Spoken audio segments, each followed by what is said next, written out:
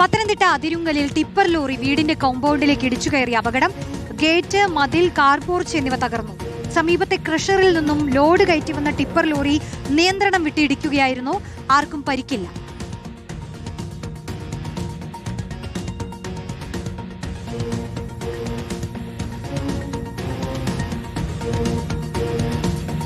അപകടത്തിന്റെ ദൃശ്യങ്ങളാണ് കണ്ടത്. പ്രവീൺ പുരുഷോത്തമൻ ചേരുന്നു. പ്രവീൺ, നിയന്ത്രണം വിട്ടാണോ അപകടം, അല്ലേ?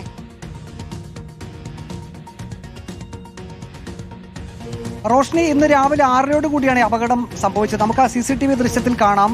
അതിവേഗതയിലെത്തിയ ആ ടിപ്പർ ലോറി ആ വീടിന്റെ ഗേറ്റ് ഇടിച്ച് അകത്തേക്ക്, വീടിന്റെ കോമ്പൗണ്ടിനകത്തേക്ക് കയറുകയാണ്. അവിടെ ആ കാർ പോർച്ചിൽ ഒരു കാറ് കിടക്കുന്നത് കാണാം.